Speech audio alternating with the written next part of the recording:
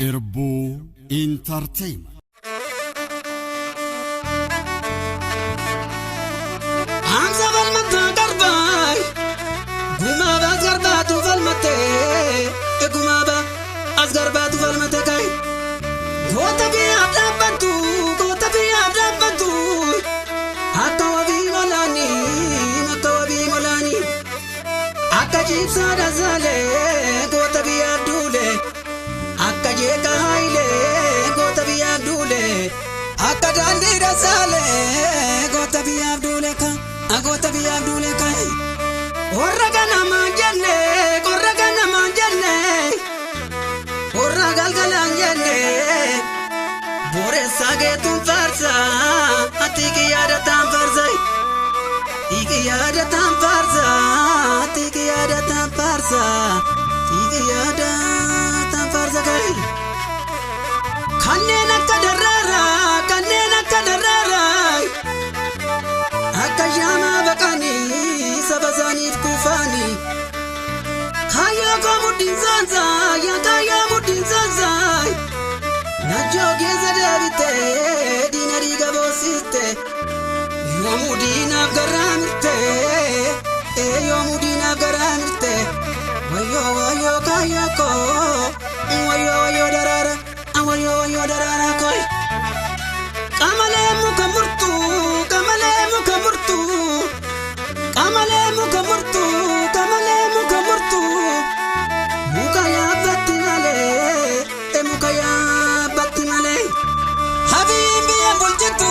Biya balle sumale Saba mancha sumale Saba mancha sumale Nidu tananjadu Yondu emalu kaba Kandaram wala miko Yondu emala basa Gumako ola mitaza Gumako ola mitaza Gumako ola mitaza Gumako ola mitaza Jeden itidamade waboko Jeden sitidamade ka waboko Wayo jechuname Wayo jechun itijale kayadiro Wayo jechun itijale Wayo jechun itijale kay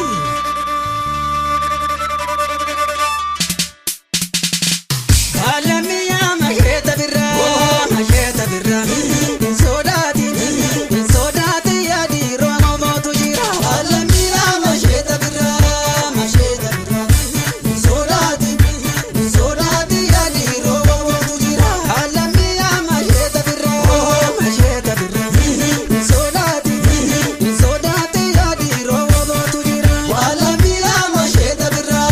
maheta birra Sorati yadi robo tujira Nikintura batu ya maheta birra Maheta birra Gadi salamidi ya maheta birra Maheta birra Woboka wa madu ya maheta birra Maheta birra Wobola migeti ya maheta birra Maheta birra Ya tortara jege ya maheta birra Maheta birra Achichi zelala ya maheta birra Maheta birra Maheta birra Sinti dize bagaya maheta birra Maheta birra Sodati ya saba wobo tujira Sodati ya saba wobo tujira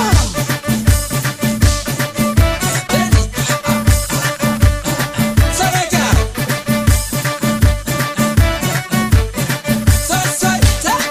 Malamia maheta birra